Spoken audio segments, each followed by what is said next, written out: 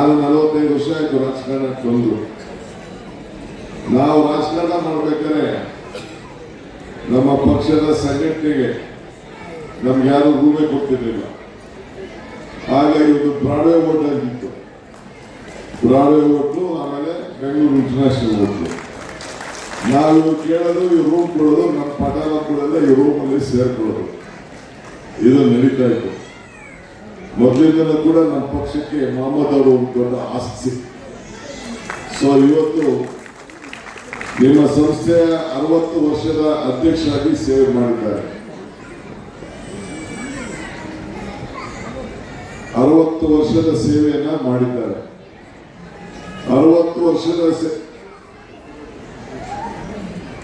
40 ವರ್ಷ ಈ ಸಂಸ್ಥೆಯ ಅಧ್ಯಕ್ಷರಾಗಿ ಕೆಲಸ ಮಾಡ್ತಾ ಇದ್ದಾರೆ.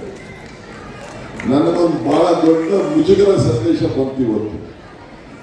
ಏನಪ್ಪಾ ಅಂತಂದ್ರೆ, ಮೊಹಮ್ಮದ್ ಅವರು ಪಕ್ಕದಲ್ಲಿ ಕೂತಿದ್ದೆ, ಏನ್ ಸಾವುಕಾರ ಏನ್ ಸಮಾಚಾರ ಅಂತಂದ್ರೆ, ನಮಗೊಂದು ಜಾಗ, ಮಕ್ಕಳಿಗೆ ಶಾಲೆಗೆ ಜಾಗ ಬೇಕು, ಅದನ್ನು ನೀವು ಕೊಡ್ಬೇಕು ಅಂದ್ರು. ಅವ್ರ ಮಗನೇ ಇದ್ದಾನೆ, ಮಗನೇ ಬಿಡಿ ಅಧ್ಯಕ್ಷರು ಮಾಡಿದ್ವಿ.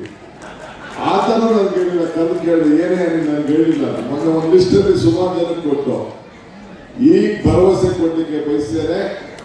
ನೆಕ್ಸ್ಟ್ ಲಾಟ್ ಅಲ್ಲಿ ಮಲಬಾರ್ ಅಸೋಸಿಯೇಷನ್ಗೆ, ಸಂಘ ಸಂಸ್ಥೆ, ವಿದ್ಯಾಸಂಸ್ಥೆಗೆ ನಾವು ಜಾಗ ಕೊಡುವಂತ ಕೆಲಸವನ್ನ ಈ ಒಂದು ನಮ್ಮ ಮಹಮ್ಮದ್ ಅವರ ಅಭಿನಂದನಾ ಸಮಾರಂಭದಲ್ಲಿ ಅವ್ರಿಗೊಂದು ಉಚಿತವಾಗಿ, ಉಚಿತ ಅಲ್ಲ, ಏನ್ ಸರ್ಕಾರದ ಒಂದು ನಮ್ಮ ಹ್ಯಾರಿಸ್ ರೇಟ್ ಫಿಕ್ಸ್ ಮಾಡ್ತಾರೆ, ಆ ರೇಟ್ ಪ್ರಕಾರ ಕೊಡುವಂತ ಕೆಲಸವನ್ನ ಮಾಡ್ತೇವೆ ಅನ್ನೋ ಮಾತಾಡೋ ಈ ಸಂದರ್ಭದಲ್ಲಿ.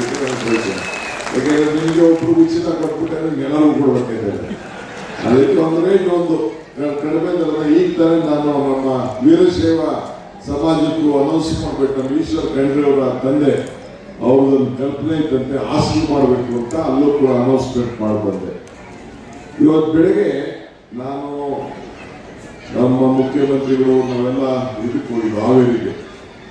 ಅಲ್ಲಿಂದ ಶಿವಮೊಗ್ಗ ಒಂದು ಹೊನ್ನಾಳಿ ಅಲ್ಲಿ ಹೋಗಿ ಅಲ್ಲಿ ಮುಗಿಸ್ಕೊಂಡು ಪ್ಯಾಲೇಸ್ಗೆ ಬಂದು, ಪ್ಯಾಲೇಸ್ ಅಲ್ಲಿ ಭೀಮನ್ ಖಂಡ್ರೆ ಅವರ ನುಡಿನಮನ ಮಾಡಿ ಇಲ್ಲಿ ಬರೋ ಚರ್ಚೆಗೆ ಲೇಟ್ ಆಯ್ತು, ಕ್ಷಮಿಸಿ.